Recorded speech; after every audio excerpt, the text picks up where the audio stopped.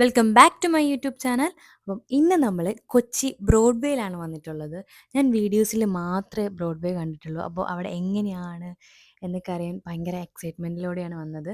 അപ്പോൾ ഓൾറെഡി ഈ വീഡിയോ കാണിക്കുന്നതിന് മുന്നേ ഞാൻ ഒരു ഡേ ബ്രോഡ്വേയിൽ വന്നിരുന്നു.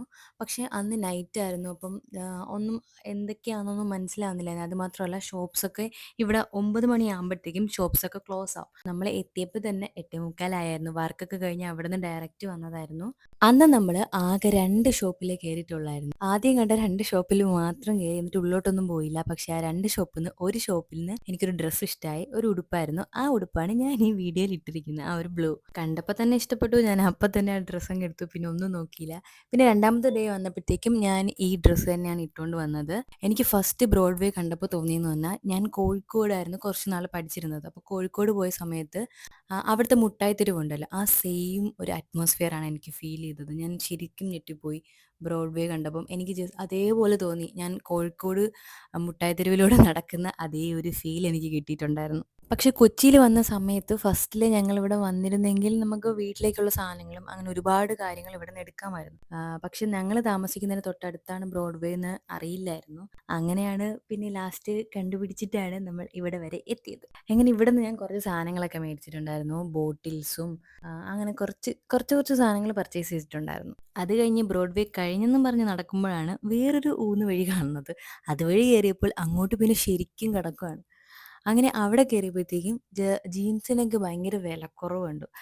550 രൂപയായിരുന്നു ഞാൻ ഈ എടുത്ത ജീൻസിൻ്റെ റേറ്റ് എന്ന് പറയുന്നത്. ഞാൻ ശരിക്കും റേറ്റ് കണ്ട് ഞെട്ടിപ്പോയി. അത്യാവശ്യം നല്ല ക്വാളിറ്റി ഉണ്ടായിരുന്നു. പിന്നെ ക്രോപ്പ് ടോപ്സും എനിക്ക് കുറച്ച് നല്ലതായിട്ട് തോന്നി. ഇപ്പം ഞാൻ ഇട്ടിരിക്കുന്ന ക്രോപ്പ് ടോപ്പും 320 രൂപയേ ഉള്ളൂ.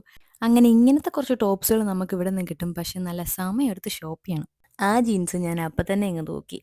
പിന്നെ കരിക്ക് കണ്ടാൽ നമുക്ക് ദാഹം തോന്നുമല്ലോ. അങ്ങനെ ഞങ്ങൾ കരിക്കൊക്കെ കുടിച്ചിട്ട് കുറച്ച് നേരം അതുവഴി വെറുതെ ഇങ്ങനെ നടന്നു. ഫുൾ ഇങ്ങനെയൊക്കെ നടന്ന് കാണാൻ നല്ല ഭംഗിയുണ്ടായിരുന്നു. അങ്ങനെ കുറച്ചധികം നേരം നടന്ന് അവിടെയൊക്കെ കണ്ടു. ഞാനിങ്ങനെ ഒരുപാട് വീഡിയോസിൽ കണ്ടിട്ടുണ്ടായിരുന്നു ബ്രോഡ്വേ ഭയങ്കര അഫോർഡബിൾ ആണ് ഡ്രസ്സൊക്കെ വാങ്ങിക്കാനായിട്ടെന്ന്. പക്ഷേ എനിക്ക് ഡ്രസ്സിൻ്റെ കാര്യത്തിൽ ഭയങ്കര വലിയൊരു ഹൈപ്പ് തോന്നിയിട്ടില്ല. കാരണം ഡ്രസ്സുകളുണ്ട്.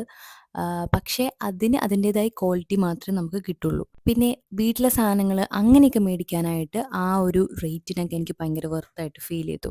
വീട്ടിലേക്കുള്ള സാധനങ്ങളൊക്കെ നമ്മൾ ഓൾറെഡി ഇവിടെ വന്നപ്പോഴേ വാങ്ങിയതുകൊണ്ട് പിന്നെ അങ്ങോട്ടധികം പർച്ചേസ് നമ്മൾ ചെയ്യാൻ നിന്നില്ല. വെറുതെ എന്തിനാ അധിക ചിലവെന്ന് വിചാരിച്ചു. പിന്നെ ഞങ്ങൾ ബ്രോഡ്വേ പോയിട്ട് ഇതൊക്കെയാണ് വാങ്ങിയിട്ടുള്ളത്. ആകെ 3 സാധനങ്ങൾ മാത്രമേ വാങ്ങിയിട്ടുള്ളൂ.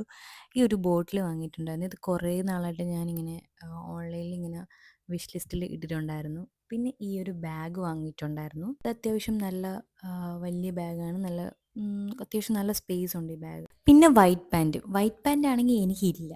ഞാൻ ആദ്യമായിട്ടാണ് ഒരു വെള്ള ജീൻസ് വാങ്ങിക്കുന്നത്. അതിൻ്റെ ക്വാളിറ്റി കണ്ടിട്ടാണ് ഞാൻ വാങ്ങിച്ചത്. നല്ല കട്ടിയുണ്ട്. കാരണം നല്ല ക്വാളിറ്റി ഉണ്ട്. ഇനി കഴുകുമ്പോൾ എങ്ങനെയാണെന്നുള്ളത് ഞാൻ ആഫ്റ്റർ വീഡിയോസിൽ കാണിക്കാം. അഥവാ എന്തെങ്കിലും വന്നു പോയാൽ. അപ്പോൾ നമ്മുടെ ഇന്നത്തെ വീഡിയോ ഇത്രയേ ഉള്ളൂ. അടുത്ത വീഡിയോ ആയിട്ട് കാണുന്നവരേക്കും ബൈ.